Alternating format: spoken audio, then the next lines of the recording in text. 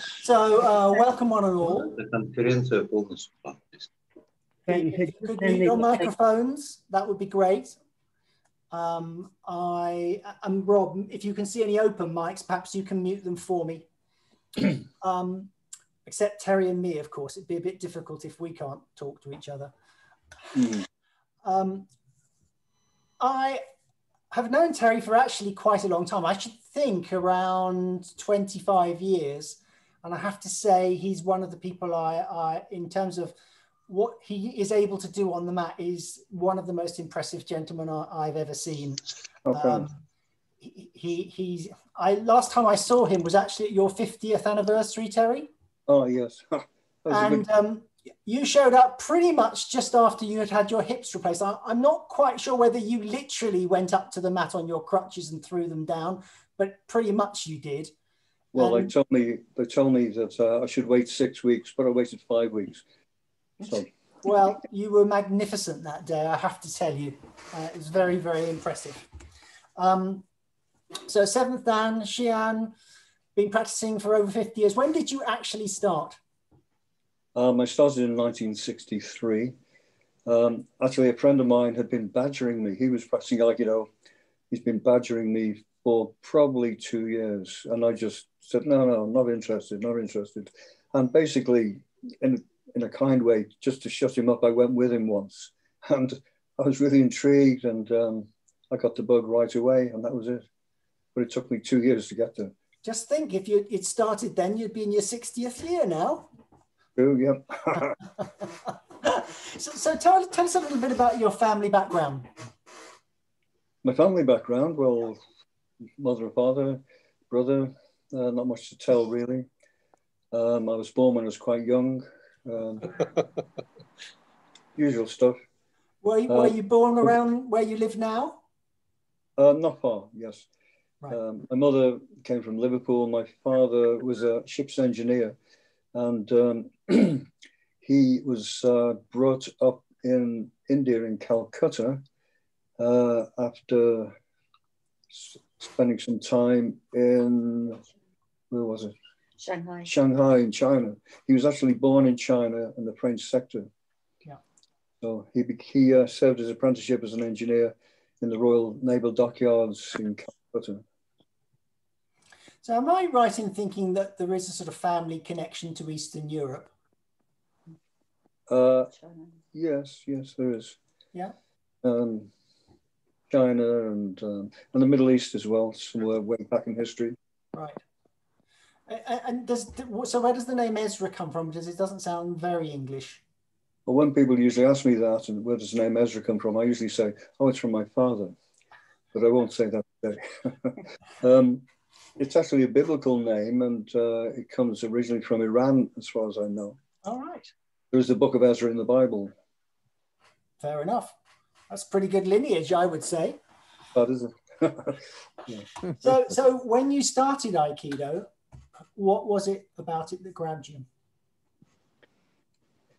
The people that were involved were very enthusiastic, and also at that time, Aikido was presented to the public and practitioners as almost a mystical art, as in mysticism, and the concept of ki was really intriguing.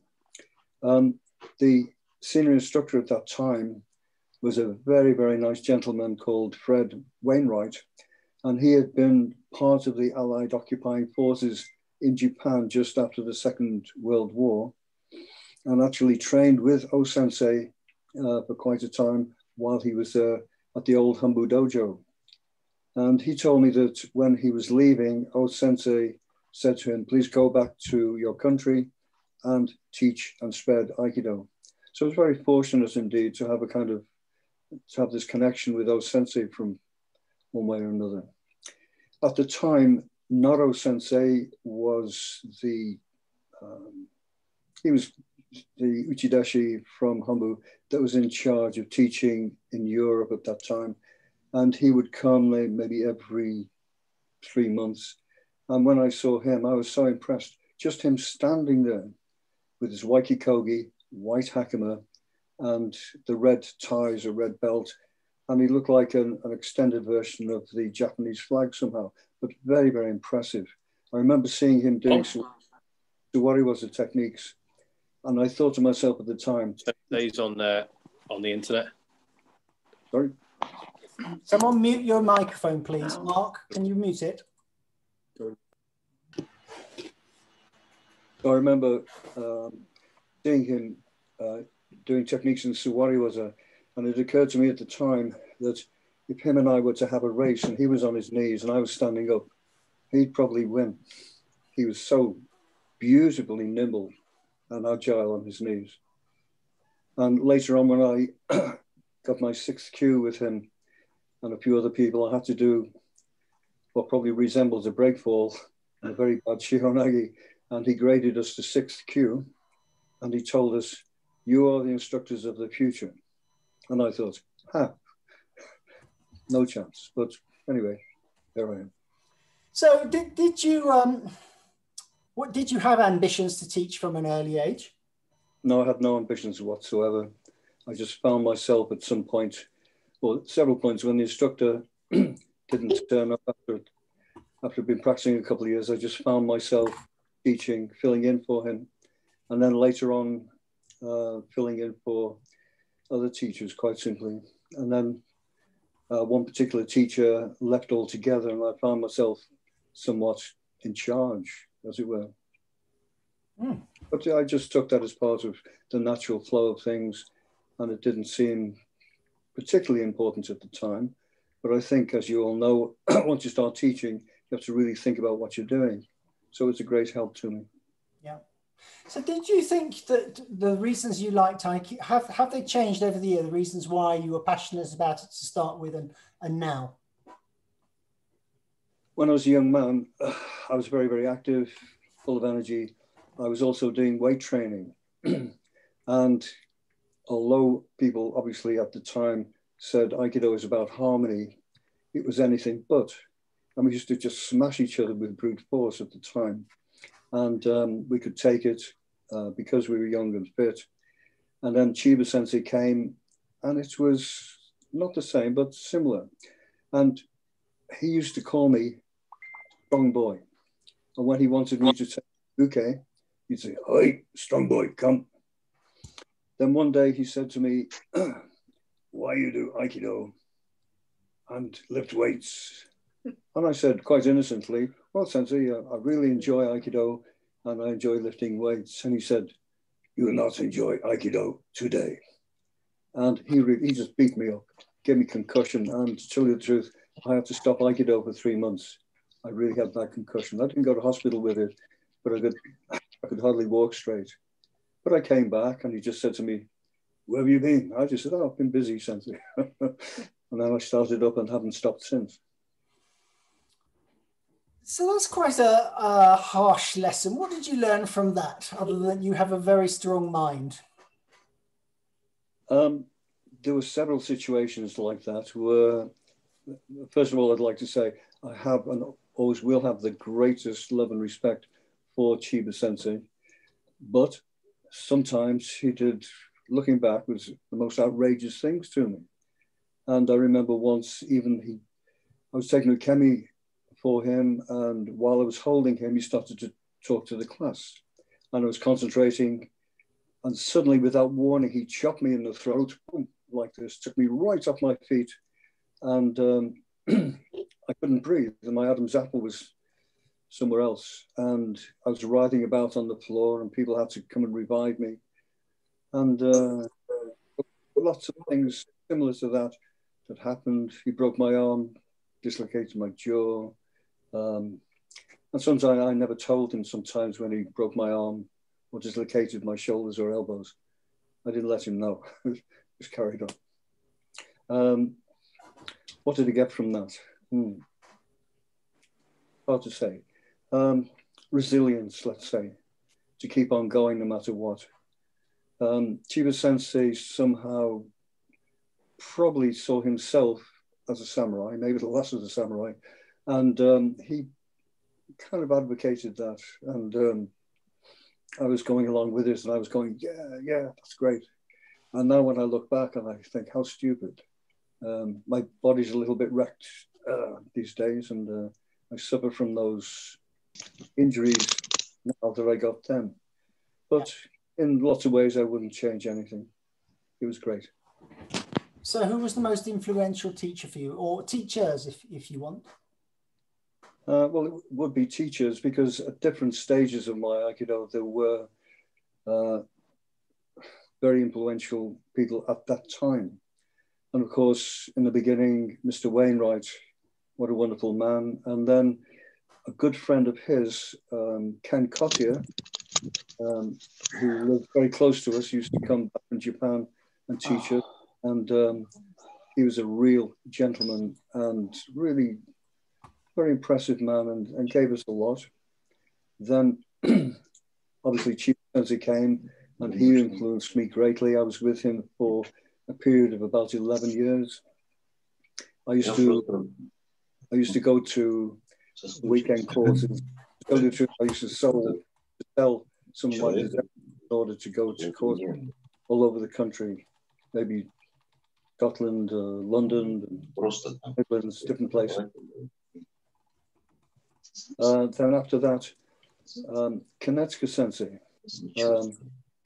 who I spent quite some time with. And also I was privileged to spend a lot of time with Sekiya Sensei, who was Shiba Sensei's father-in-law, but the Aikido was different, like chalk and cheese, totally different. Sekiya Sensei was a student of Yamaguchi Sensei.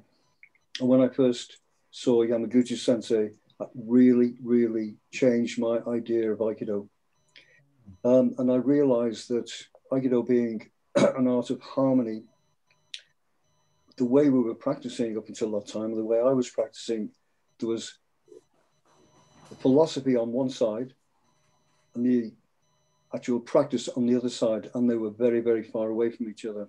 And since that time, I've been trying to bring the actual philosophy of Aikido and the practice of Aikido together, so that eventually there should be no separation between the philosophy and the actual practice.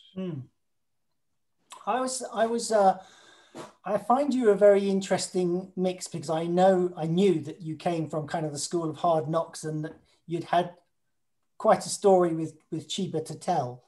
But I always think of you as being quite spiritual in the way that you feel about Aikido.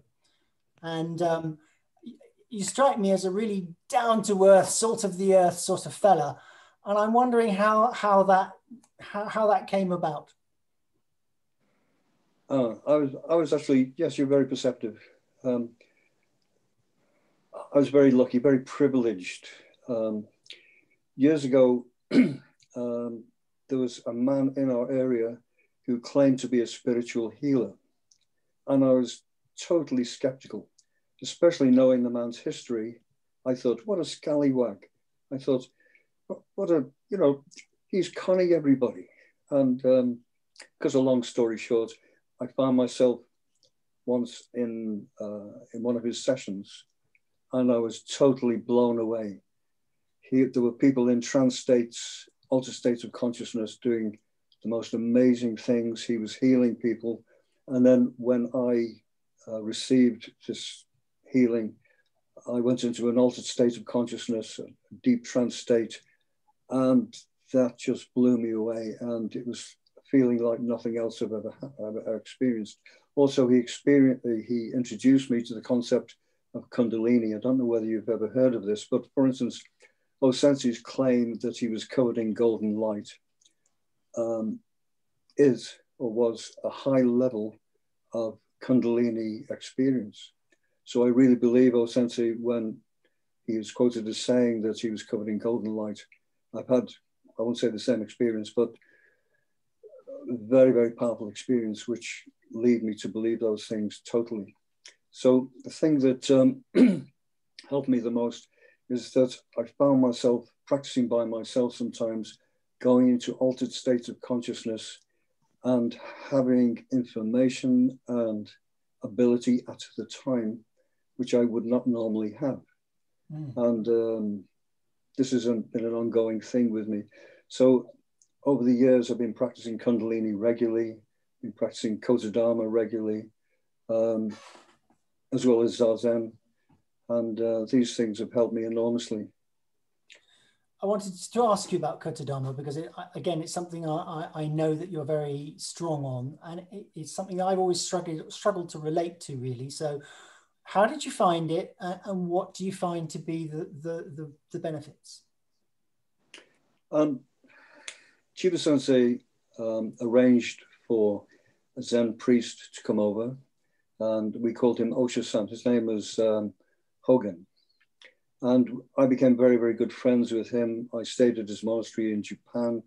And part of the process of Zen at the time with him was chanting some of the sutras. And when I was chanting by myself, I found myself sometimes entering an altered state of consciousness. And I would start to chant in a different way altogether. And incredible flows of energy would be hitting me and flowing through me, and it just started off like that. So through a little bit of trial and error, and also chanting in an altered state of consciousness, I have evolved a program of Kotodama chanting, which includes sutras, but also single sounds, single tones, and the benefits are many, really. For a start, there's your breathing from your tanden, chanting from your tanden, toning from your tanden. And I think that scientifically, scientists are saying that everything is created by vibration and sound. And I'm believing this more and more. And I've had a lot of terrific experiences through chanting. Also, sometimes chanting, I have gone into Kundalini states where there's been terrific flows of energy, and in one case left me crying. To tell you the truth. I think it can be very, very important indeed. For instance, there are some sounds that really would nauseate you. There are sonic weapons which can kill you. And at the opposite end of the spectrum, there are beautiful sounds that make you feel calm, make you feel happy. And when you're toning these sounds, then each level of consciousness has its own sound. Each organ in your body has its own sound. Each thought has its own sound. And that's my practice. How does that translate actually into your practice on the mat? Is it something that you can draw on and provide inspiration and energy when you're on the mat? Yes, I would say so. And if I, like lots of other teachers, excuse me, for instance, will find themselves as executing a technique as well as breathing out, making strange sounds. The one I usually make is a zoo, and that sound is supposed to represent harmony between yourself and your surroundings and other creatures, beings, people around you.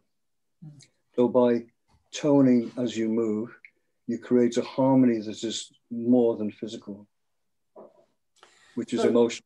I'm right in thinking that Kotodama is actually sort of kind of a part of the structure of your teaching, isn't it? It's a regular feature. We have Kotodama classes, but I don't actually teach Kotodama as such in a regular class. I see Kotodama as a kind of all-embracing science. For instance, a baby crying, someone screaming after hitting their thumb with a hammer. It's all Kotodama. It's all making the sound that fits the situation, for instance. But I don't actually teach Kotodama as such during lessons. We have separate classes for that. So, of course, Aikido started in Japan. Do you now see it as a Japanese art or an international art? Well, yes, I see this as an international art, and I see it as a wholesome art that all human beings can be part of. And it's very, very beautiful, very special. I was watching a video of Chiba Sensei yesterday, some time before he died. And I think one of the things he said was that Aikido actually was very delicate as well as being very precious. And we should be very, very careful not to lose Aikido and not let it become diluted. I was with him in Ireland quite some time ago, many, many years ago, and he called me over and he just said that to me. He said, Terry, don't let Aikido become diluted. Then he said, come sit down, go away. And that's just what he wanted to say to me. So I thought I'd mention that. So in terms of, have you, do you adjust your teaching for the culture you're in, or do you stick very strictly to the way you were taught? I don't stick to the way I was taught at all, one little bit. It may be a little bit controversial me saying this, but I think that mainstream Aikido is very, very special indeed, very, very valuable to humanity, but should be just a platform from which to develop further. So really, it doesn't really matter what country I'm in, but I usually have the tone of the class to the atmosphere created by the people in that class at that moment, at that time, no matter what country they're coming from, whether this country or Russia or South America or anywhere else. So I try to feel the level of energy and work with that. So you mentioned that you saw an important link between the practice of Aikido and the development of self, and I guess that extends out into society at large. Absolutely.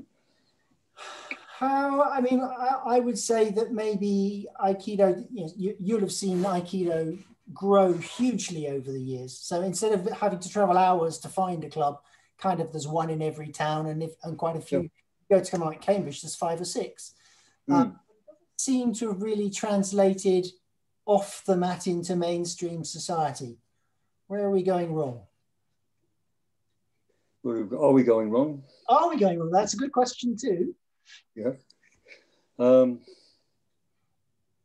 I think that we have lived through a kind of golden age of Aikido, to tell you the truth. And it seems to be, excuse me, fading away at the moment. And most young people are concerned with image, how they look. Many young people quite simply don't like being asked or told what to do. People are not so resilient as they used to be. When I was young, if there was something difficult to do, you were just told to get on with it and stop complaining. If you approach young people with that attitude these days, they'll walk out of the door. So it's a difficult one. Do you have a youth group within your club? Yes, I have a very, very nice junior club. They're wonderful. I love them. They're great. And so they put up with. So what do you do then to accommodate the fact that they are not the children that you were when you first started Aikido? Again, obviously I try to respect them and just gently push them over their limits or what they think are their limits, whereas years ago we would throw them over what they thought they were limits. So we're much more gentle in our approach these days. But the junior class I have at the moment are, for me, very, very special. I think they're great. I'm really happy with them. Wonderful. And what do you see the main benefits of studying Aikido as? So what's it given you? What hasn't it given me? I used to be a lot taller, before I started Aikido.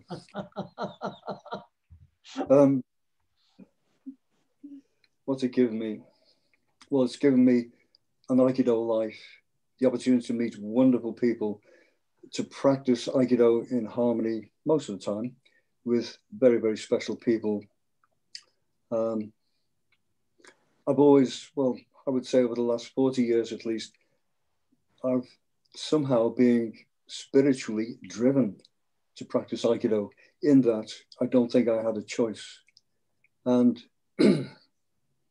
it's just given me so many wonderful experiences. I've had the chance to travel abroad, meeting great people. to start my own dojo with all its ups and downs. But I've had a wonderful, wonderful life. I've had many situations, for instance, where I've nearly been killed, really, really, at least 10 times, where I've nearly died in certain situations. And aikido has pulled me through all of those. So it's ongoing. And I just, especially through the practice of aikido, feel so glad to be alive. I'm not vegetating anywhere. I'm just practicing as much as I can and always have. And I just love what I'm doing. Which brings us quite nicely to where we are at now. So here we are in lockdown and we cannot practice in the normal ways. Have you kept your practice going during that time? To tell you the truth, I've spent the last, let's say, 40 years kind of non-stop, including weekends, going abroad, taking weekend courses, stuff like that. And I have to be honest with you that in some ways, I'm enjoying the rest. I'm lying in sometimes, enjoying the rest, but I'm making sure that I go to the dojo at least every other day and practice an hour or hour and a half, sometimes 2 hours by myself. And I'm still looking forward, still trying to, still trying to gain a continuity of consciousness, to refine my continuity of consciousness, which includes body consciousness and mindfulness, self-observation, stuff like that, through my own personal practice. One of the spin-offs of the Kundalini was when I was in an altered state of consciousness many years ago. I found myself driven just to get 2 iron spheres. And when I found them through the drive that the Kundalini had given me, I worked out a method of using the iron spheres in order to somewhat master things like gravity, centrifugal force, stuff like that. So these days when I'm teaching, very often I will tell people to try to create a gravitational field towards the attacker and to attack or to receive the attack centrifugally, whilst not separating with the attack, stuff like that. Also using Bokken and Jo, especially using a heavy Jo and a heavy Bokken. I'm really talking big stuff here, heavy stuff. When I'm using a heavy Bokken, heavy Jo, I try to take a kemi from my Jo, from my Bokken. So for instance, if you're taking normal kemi when someone throws you, as you take a kemi, you should minimize the amount of strain that you feel. And when you're using a really big, heavy Jo or a big, heavy Bokken, it's the same thing. So instead of using brute force, trying as much as possible to use centralized energy from your tendon, of course, and using centrifugal, centripetal force and the forces of gravity. So just practicing by myself with big stuff really helps. The iron ball technique as well. Oh, Sensei said that he was at one with the universe. Okay, which sounds great. And some people think that him saying that is the ramblings of an idealistic old man. But what if what he's saying is true? So I believe what he was saying was true, and there must be a mechanism to attain this, whether it's spiritually or physically, mentally, emotionally. The way I have found through the Kundalini is to practice certain exercises with iron spheres in my hands. And instead of trying to build muscle, in fact, I tell my students, try not to build muscle. Try to lose muscle. You won't lose muscle, but practice as though you were trying to. And therefore, only using centralized energy to move your iron spheres. Yeah. To the point where even if you're going to switch a light off, instead of just reaching up, you swing your arm up, stuff like that. And so when you're intercepting attacks, maybe punches, kicks, shomanichi, yokomanichi, instead of doing so with muscular energy, you do so with centralized energy, gravitationally connecting with your partner. So for me, this last year has been quite intriguing and much more fruitful than I could possibly have imagined. And I can't wait to get back to the mat and try out certain things. What about for you? Whereabouts am I? No, what about for you in terms of what have you been thinking in this last year? Are you really looking forward to going back and putting it into action and trying new ways of teaching out, et cetera, et cetera? I'm looking forward to going back very, very much indeed. And over the years, I've worked out a set of protocols using Bokken, Joe, iron spheres, or free movement. And these protocols need to be fine-tuned. They need to be honed. And each time I practice by myself, I'm fine-tuning, fine-tuning, fine-tuning. For instance, there's a little-known series of exercises using the mirror, full-length mirror. And quite simply, by creating sensation in your hands and feet, and then looking into the mirror and feeling those same sensations, this sounds mad, in your reflection, and learning to look back at yourself from your reflection and gaining a full body consciousness by using the mirror. It's freaky stuff. And in the beginning, it seems like nothing's happening and it won't work. But if you stick with it, it will. But please be careful with this. Some people have reported emotional trauma. Yeah, I can imagine. Yeah, and as you say, it does sound, well, unearthly really, but it's been a very fruitful path for you to travel. Absolutely. Yeah. So elbow power is something that you're well known from. Is that also to do with sort of iron ball training? It is indeed. It's, one little story, which sounds a little bit far-fetched. I was having a problem with one particular student many, many years ago. Quite simply, I couldn't move. He was holding me, I couldn't move. And I tried this way, that way, nothing. And it had just been the day before when I had been involved in Kundalini, and I felt myself, without thinking about it, going into an altered state of consciousness. And suddenly my elbow started to feel as though it was fizzing, a little bit like an Alka-Seltzer or something. I thought, what the heck's going on here? And the more it fizzed, the more I could move. And there's a certain geometry and way of moving that I found joining the left and the right side of your body. But if you move directly from your shoulder or wrist, you still can't move. But by moving from your elbow, the whole thing fits like a special moving jigsaw puzzle.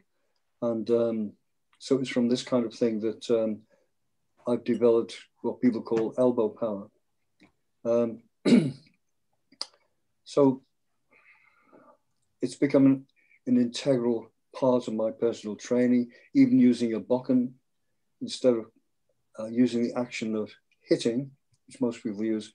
I'm using an action that actually comes from the tendon and through to the elbows, which creates a really nice cutting action, which when used for techniques like aikido, for instance, it makes things very, very smooth, very clear, and without force. So if you were training that, how would you describe that to the student in front of you, that you need to link your elbows to do a tanden and this is how it's going to feel, etc.? Well, really, you need to be in a class with me. Just grab hold of my arm now.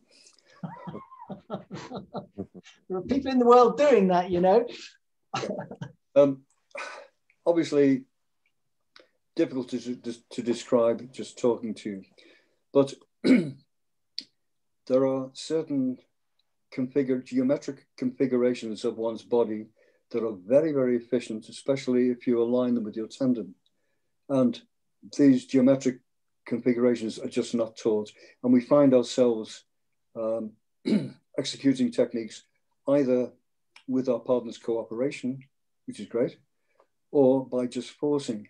And by using these geometrical configurations, by creating a gravitational field towards your partner, and by using your energy centrifugally, you'll find that the whole thing turns, even against total resistance, into something very, very different and much more harmonious. So these are the things that I'm constantly working on, constantly upping the game.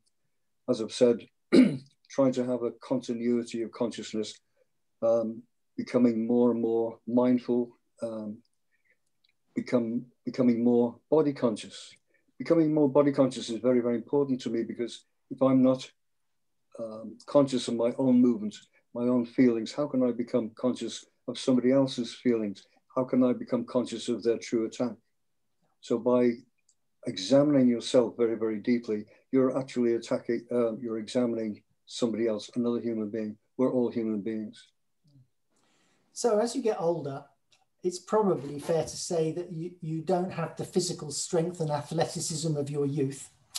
And therefore you don't try to use those things. You've learned far more efficient ways of achieving what you want to achieve. How do you go about trying to pass on that wisdom and getting your students to avoid all the mistakes that you made?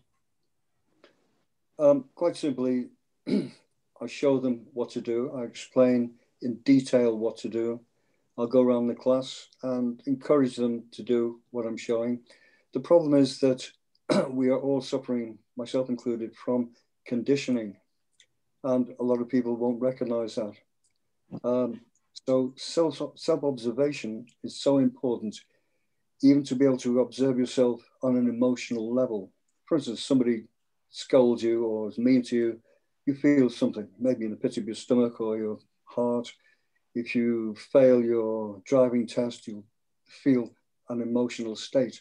And part of what I'm trying to teach is to actually observe these emotional states, step back from them, and learn not to be influenced too much by them, except of course in an emergency. Yeah. And so by doing this, by learning to watch yourself physically, mentally, emotionally, spiritually even, you'll learn to be able to become flexible and to be in a state of change. So most people just stick to their conditioning. So by forcing, pushing, pulling, and you say, don't pull, use harmony, extend your key, and they say yes, and they go back to the old way that they did it, and they can't escape from this. So part of what I'm trying to do is to teach people how to look at themselves. And the other problem with that is, quite simply, people, when faced with themselves, sometimes don't like what they see. Or if you get someone who's been practicing for 20 years and you show them something that's different, then some people may think, what have I been doing the last 20 years, and get upset with themselves. So it's about letting go, treating each practice as new. Have a beginner's mind, for instance. So one of the things that's very clear from what you're saying is that much of what you've learned personally, is stuff that you've found out for yourself. I mean, yes, there have been people who lit up the way along the way, but there's an awful lot of your journey that is just self-discovery. I mean, you've been your own teacher to a great degree.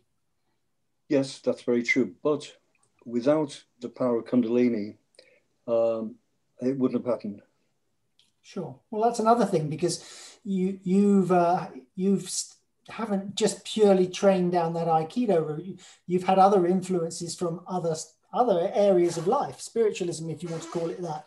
I don't know if you do yoga at all, but you've brought those into your practice and enhanced your practice. Yes, I believe so. I feel so privileged to have been able to touch this. You know, it's great. I just want to allow other people to touch it. I want to give it away, but it's very difficult giving this away, because unfortunately people are very happy with their conditioning. So what are the areas that I've mentioned a couple there perhaps, but other areas that you've chosen to study and look at and you've found to be very helpful and influential? As I said earlier, I have found several ways,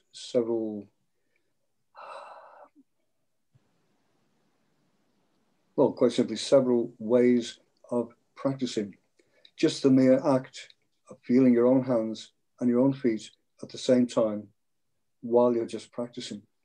So I have a set of protocols which involve all of the things that I've been talking about this evening, and quite simply just sticking to those protocols open-endedly. If anything else comes in while we're there, then we'll include those. But I have found that these protocols are the key to what is a system that I am using or trying to use. So there we have a system that in one way or another could be said to be foolproof if you stick to the system. The system involves many things, but all through my training, I'm trying to stick to the system, which encompasses a lot of areas. You know? So to go outside of that system for the sake of it doesn't interest me too much. But if I see something that can be included in that system, then I'm going to go for it big time. Absolutely. You strike me as an excellent example. I'm really getting the impression that you are training 24/7 and that you hardly ever take a moment where there's not a learning opportunity for you. That's true, yes. But I think an important thing is not to take myself, too seriously. What I tell my students is, excuse me, take what you're doing seriously, but don't take yourself too seriously. This gives you, just being in this state, gives you much more flexibility of mind. So I imagine there have been times where students have come up to you and told you things about, I did this and it's because you said that. Can you remember any particular stories that made you feel particularly good?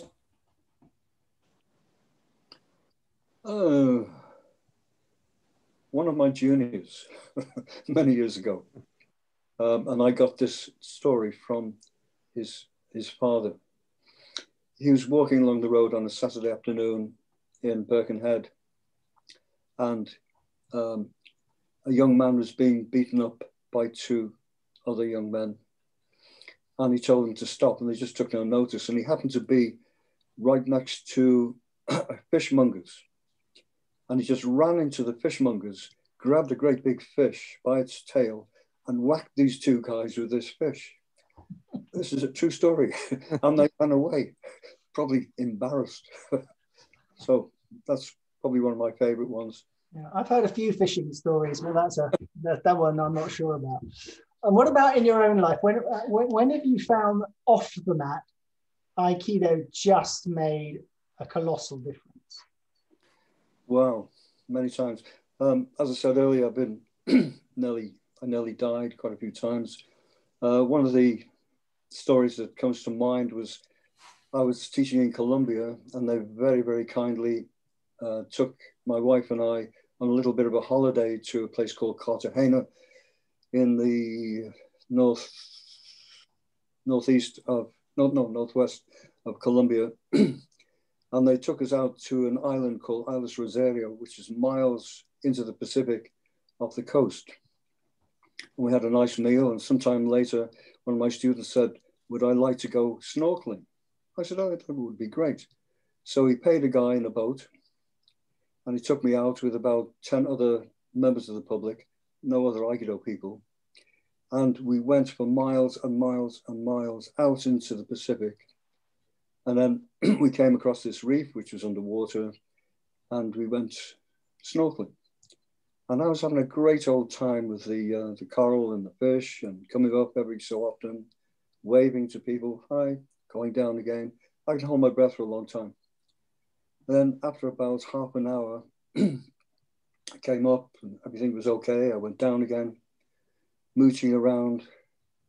And when I finally came up, nobody was there. Really, this is absolutely true. And I thought, and there was a little bit of rock under the water, part of this reef, which is maybe 12 inches under the water. And I was holding it, thinking, they wouldn't have left me.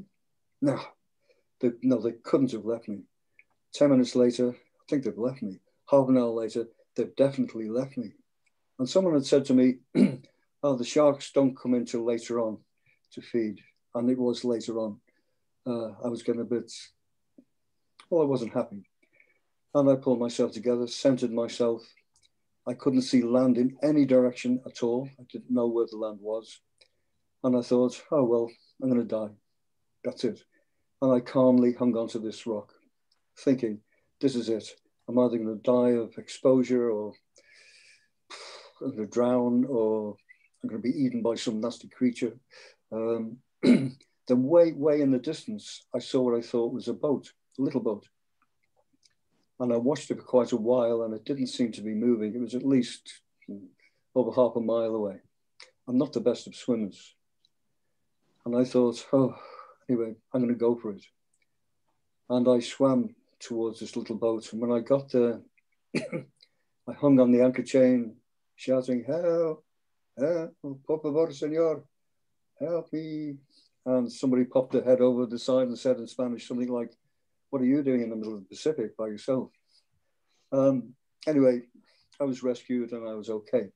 But during that time, I was clinging to that rock. All sorts of things were going through my mind. And surprisingly, they went through my mind very, very calmly and carefully. And somehow it was okay to die, somehow. But I didn't die, obviously. Another time in 1992, quite a while ago, when Pablo Escobar was running around loose in Colombia, we got on a plane leaving Colombia, leaving Bogota. And after about half an hour, they announced, please stay calm, there's a bomb on the plane. What? And a few people got up and started putting their coats on. I thought, what? And I found myself and my students also, what are we going to do? And I thought, well, perhaps I should write a letter in case we find my body. And what if? And then I suddenly thought, well, my what if might even suddenly go bang at any moment. And we were all flying and waiting for the plane to blow up, quite simply. And we were diverted to an island called Santo Domingo in the Caribbean. Luckily, we landed and we had to run away from the plane. The plane was surrounded by fire engines and armored vehicles. And one of the technicians told one of my students that they found the bomb inside, screwed behind a panel in one of the toilets. And the timing mechanism hadn't kicked in. So I've had quite a few experiences like this. And each time, somehow, my aikido training has kicked in, and everything's been okay. So are you a bit of a fatalist? I'm not quite sure what that means, but I don't think so. So, I mean, you've had, shall we say, some close shaves? Do you think it was meant to be that you got through those, or no, it's just that's what life threw at you? Well, that's what life has thrown me. At that very moment, or at each moment of those experiences, my attitude has been, this is it, here, now, this moment. No past, no future, only now. Yes. That would teach you to be a bit mindful, I guess. Absolutely. Okay, so if you're trying to give some key messages to the world about what you would like people to be doing with their Aikido from your pearly cloud, what would you be telling people? This is something that was told to me very many years ago by, and I regret to my shame I've forgotten his name, the founder of Wado-ryu Karate, which I had breakfast with him in Dublin many years ago. He told me three things. And one of the things he told me was, see yourself from the top to the bottom. In other words, deep, profound, honest self-observation. Then by understanding yourself as a human being, then you have much more chance of understanding other human beings. Everybody, or almost everybody, wants to be right. And everybody has their opinion about what is right and what is wrong. And one of the things that I have learned is just to step back from this. Maybe everybody's right. And in most situations, well, some situations, it doesn't really matter. For instance, if you see children making sandcastles on the beach, and the bully comes along and kicks the sandcastles to pieces, that little child will be absolutely upset and inconsolable about sand. So lots of the things that we worry about and think are so important in our lives are just sand. So to be able to step back, see yourself, watch your own emotions, don't get carried away with them. and help people and love people. Mm. So that was kind of the message that Osensi gave, that, you know, kind of love is at the heart of it. Absolutely. Doesn't necessarily seem to be, should we say, central to a lot of the Aikido world, or is that not your feeling? I think, for instance, in certain situations, not that I particularly believe in corporal punishment, but people who have children, for instance, in order to put them on the right road, you might just give their legs a slap at the odd occasion. And you love your children. You don't want to slap them, but you do so in order to put them on the right track. And you do so lovingly, or one should. And it's a little bit like that. I used to be like that, quite hard. In fact, I was thought to be very hard when I was a young man. But at that time, it was kind of acceptable. And my thoughts were to try to help my students along the way. These days, it's not acceptable. And quite simply, my methods of teaching are totally different. Better or worse? So much more what people would think are considerate. But in fact, maybe the old hard way was quicker, but the gentle way is much more comfortable for people.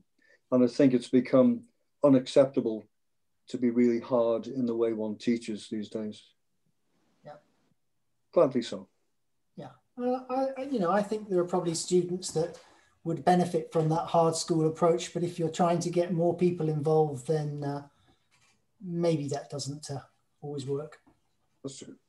Yeah. Okay. I'm going to open up the mics, and Rob, if you can keep your eyes on who's going to put their hand up, I will too. We'll see what questions come our way.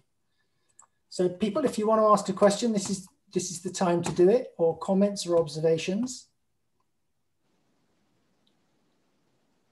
I can't believe we're not going to get a few questions. There will be. Go on then, Steve, have you got one? Yeah, I remember now where I'd met the gentleman, or years and years ago, at Chiba's, one of his summer schools here. And I'm going back years because it was the big golden era then. But I remember Chiba because when he had a bokken in his hand, he was extremely fast and very painful. I would go home with many bruises, you know, because of that. But there's a lot of learning tool with that. And I wondered whether he remembers that that he had with the bokken like that. Perhaps he didn't realise you were blind. That was a bit unkind. But I'm sure Terry can relate. Yes. Yes. In fact, I remember being in the middle of a class, practicing with everybody else, and Chiba Sensei just called me over, and he suddenly attacked me with shomen, and I parried his blow and made ski to his face. And I caught him unawares, probably the only time in his life. And I pulled back immediately and apologized. And so the last thing I wanted to do is poke him in the face with a bokken. Next thing, Chiba Sensei told me, all right, make shomen. So he did exactly the same as I had done, but actually took me off my feet, poked me in the eye with his bokken, blood everywhere. So he took no prisoners. He was extremely fast. You had a strong spirit, Terry. Jamie, you had a question. Yeah, first of all, so wonderful to meet you. Since really great listening to you. Thank you. Question, I love that you said, I wrote it down, I don't stick to the way I was taught at all, which I found very, very wonderful, very energizing. And at the same time, clearly, you have a very, very deep grounding and root in tradition and, Aikido tradition, Japanese culture, etc. So I'm wondering if you could talk a little bit about the interplay, the dynamic of adhering to tradition, and that it's kind of hierarchical and maybe kind of in the past with your very with your sense of do what's now and going forward, and giving yourself permission to teach and train as you do. So you know what I'm asking? I'm wondering if you could just kind of talk about that whole dynamic. I think I know where you're coming from.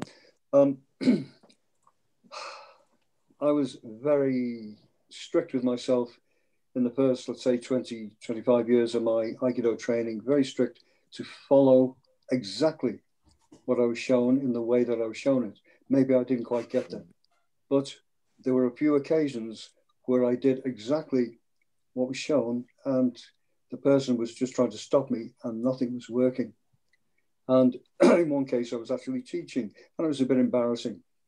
And so I had to go away and think, hold on a minute, what's happening here? And as I said at the beginning of this interview, I really believe that mainstream Aikido, as it is taught, is totally necessary. But it should just be a template from which, or a platform from which we can try different ways, find the most efficient way, and go on to develop ourselves in the ways that we weren't taught. So having found certain ways which I view to be more efficient, then I will teach my students those more efficient ways, quite simply, even to how we do forward or backward ukemi. Sounds fair. Hope your question. Yeah, well, maybe I'll add on just a little more to the question, which is, you know, she talked about how we kind of were, I've been doing Aikido for 45 years myself. So, you know, we kind of went in this, we were fortunate to be in this sort of more earlier golden age of Aikido as it spread from Japan. And there's so much talk these days about what's the future of Aikido, and then the whole kind of conversation between being more martial about it, and you know, things like MMA or karate seem to have more commercial appeal or whatever, and or all the other that, you know, you're really talking about, which is the self-development, the spiritual aspects through the martial training of Aikido. I'm wondering if you could, I'm very curious about your thoughts about the direction for the future of Aikido and really keeping Aikido alive and growing. There are many ways to practice Aikido. So for instance, just practicing and cooperating with each other in itself is an absolutely wonderful thing. If husbands and wives and partners did this, there are groups from different countries, I believe Israelis and Jewish people practicing together in total harmony, cooperating with each other. This is fantastic. This is learning to cooperate. And it's wholesome and it's good to do. And then one may think, well, what if somebody isn't helping me?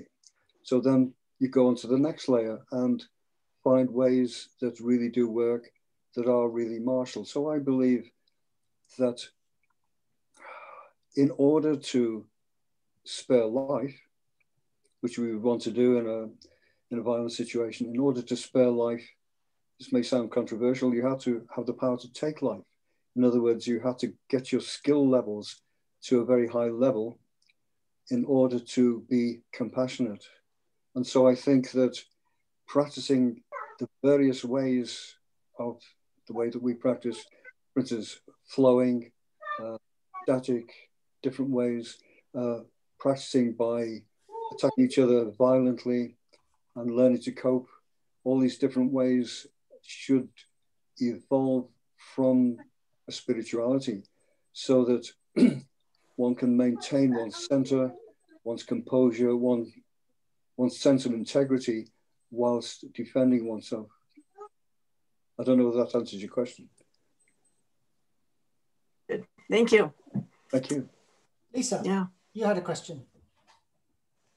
Yeah, thank you, Sensei. I'm just wondering what you think Chiba Sensei's legacy is in Aikido in Britain and Aikido in general. I wrote a book about him a couple of years ago, and a lot of it was dealing with that brutality and, you know, is that brutality necessary to train at a high level? So wondering what your thoughts are on that. I have very mixed thoughts on that. And before you go, give me the name of your book, because I'd be really interested in reading it. I think it depends on the person. For me, I just took everything. I was born just not long after the war. In fact, I was born when the war was finished. And at that time, people had the greatest respect for authority. You respected policemen, doctors, teachers, and whatever they said goes. So Chiba Sensei being an authority was very, to me, I think, looking back, in that whatever he said, I tried to do. And whatever he did to me, I accepted.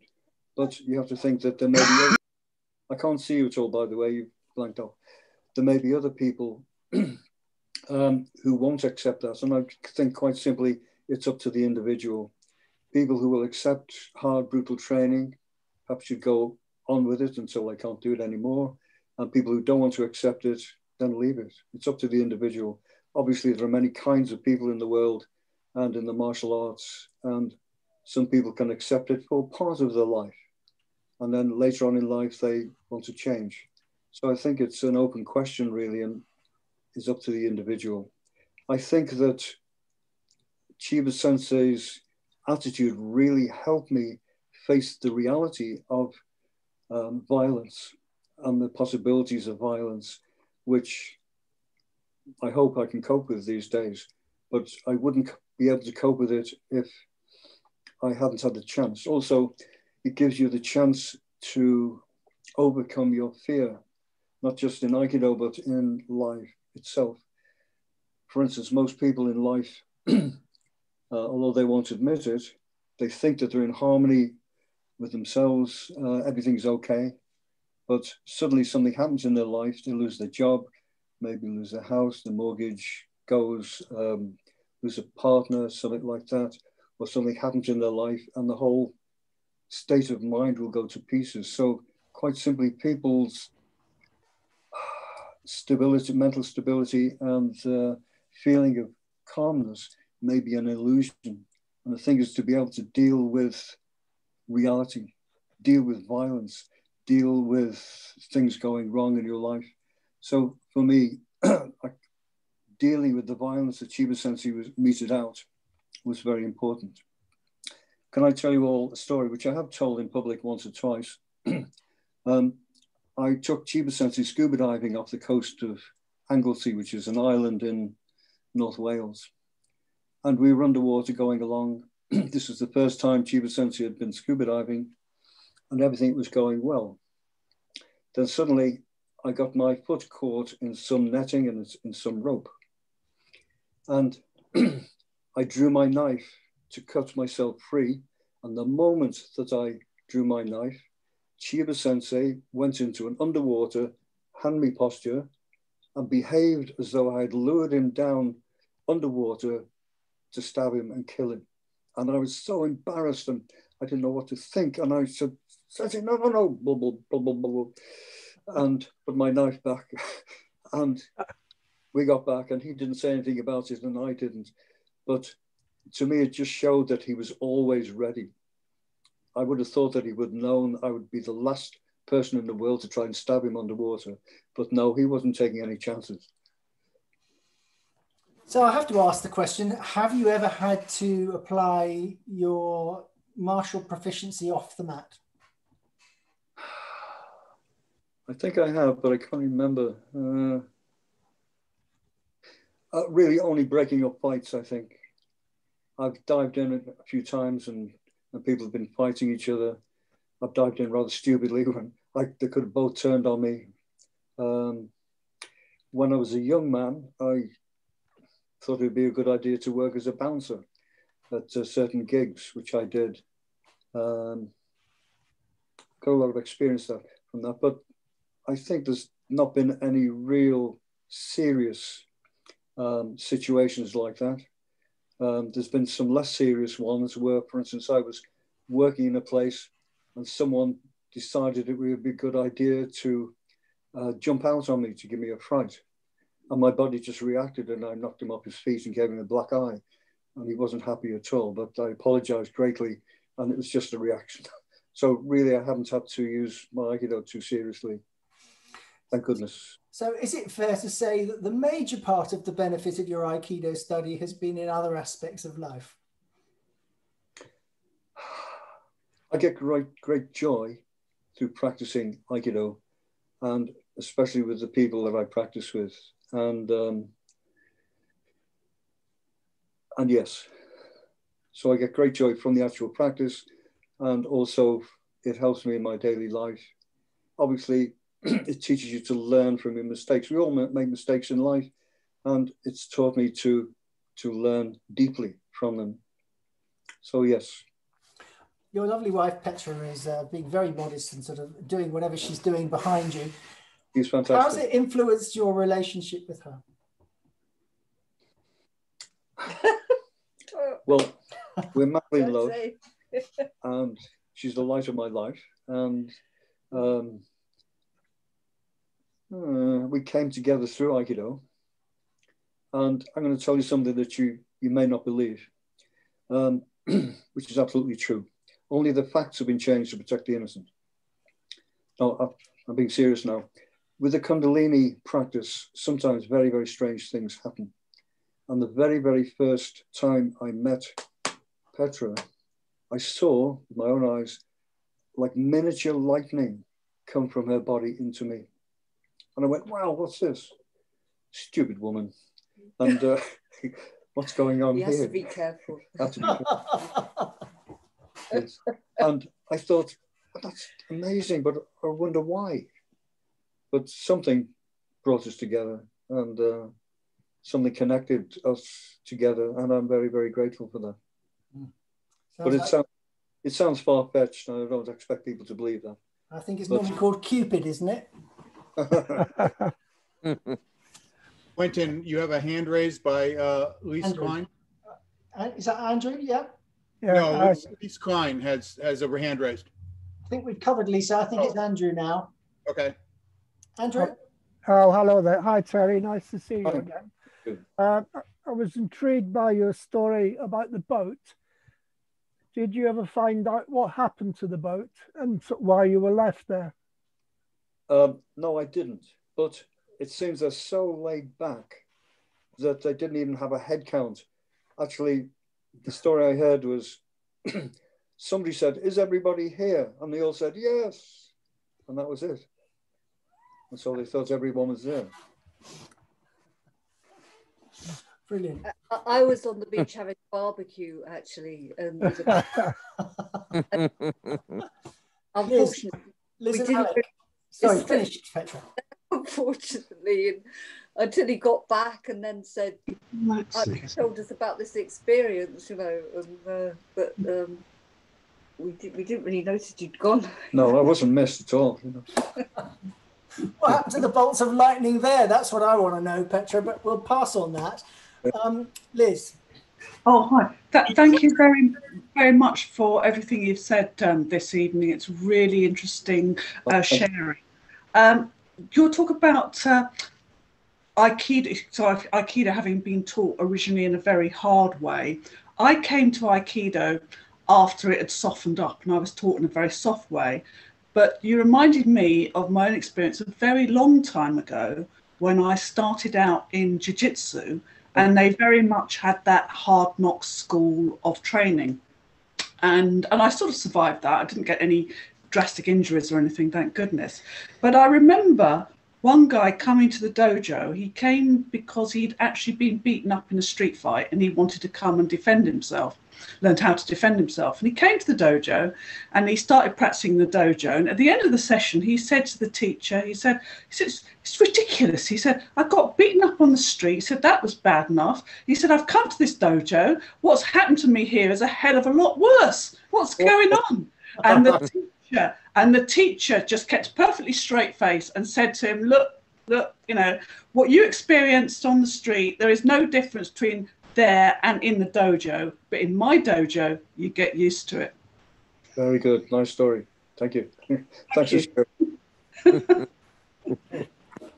So, Terry, do you have a question that you would like to ask us? What are you guys going to do about making Aikido more popular to the general population? It is the question of our day, I think. Yeah. I do have some answers, but then I don't think it's right for me to offer them. Anyone else have some thoughts? Paul does. Paul. Yes, as most of you know, what I've been trying to do is take the core of Aikido, make it very simple, very straightforward, and send it out and hope that people will practice that. And then some of them will come to the full practice later on, I hope. In what kind of format are you sending it out? Body work. For example, if I've worked a lot with people who've been traumatized, peacemaking, I teach people to experience when they say the word enemy, what are they doing in their body? And if they can change that and do power and love when they say the word enemy, then they can deal with the enemy without making more enemies. Oh, very positive. Thanks for that. That's great. Thank you. Paul has is really good at noticing what's going on in the body and translating that to what maybe you're feeling or thinking. Yeah, he's got a great body of work behind him. I think it's so necessary in Aikido. Well done. Good. Anyone else got any thoughts? I do want to say I looked up the founder of Wado-ryu, Hironori Otsuka, Sensei. Sounds familiar. Thanks for that. Sure. Okay, let's go. I'll chime in. Lisa Sensei and I have been part of a new initiative since last year, since COVID, called the Aikido Solstice Seminars. And so we've been doing 4 seminars a year that bring together a focus on women instructors, but definitely across generations, across cultures, across countries, and across Aikido associations and styles, bringing teachers and topics together that are really relevant. So that's one thing. But the other is Quentin and I are both board members of Aiki Extensions. And we have an upcoming event. It's actually next weekend. There's 2 next weekend and the weekend after called the Aikido Passion and Action Roundtables. Everyone's invited. But we wanted to bring together people, again, from around the world who are sharing their Aikido love stories, sharing our passion for Aikido, how we fell in love with Aikido, how Aikido influences us in our lives.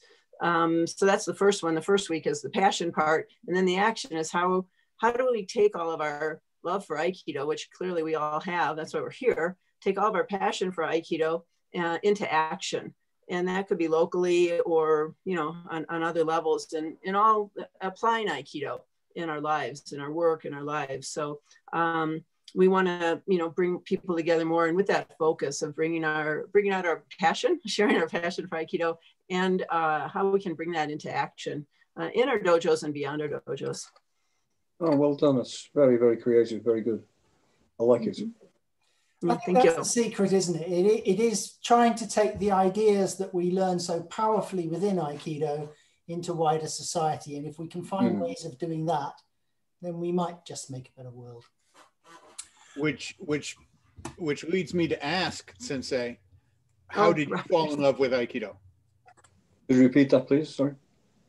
Which leads me to ask, in the spirit of the upcoming roundtable, how did you fall in love with Aikido? How did I fall in love with it? My first session, quite simply. And then the love affair just became more and more intense the more I practiced. Simple. Was it the physical aspect of it, or just, as you said, the community as well? The physical aspects and the spiritual aspects, the people who were practicing, excuse me, and just, I think it was my second lesson, I was just sitting in Seiza, and again, a flow of Kundalini energy just went right through me. I didn't know what it was at the time, and it felt so magnificent. And I just said to myself, I will never, ever give this up. Well, you've been good to your word then. I'll always keep my word, yeah.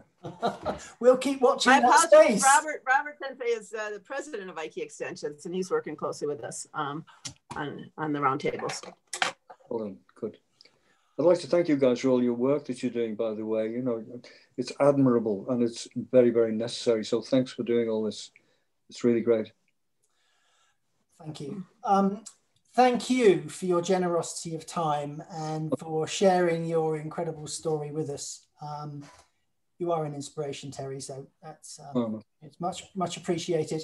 I will simply say to everybody, you're always welcome to attend these sessions. They're not always interviews.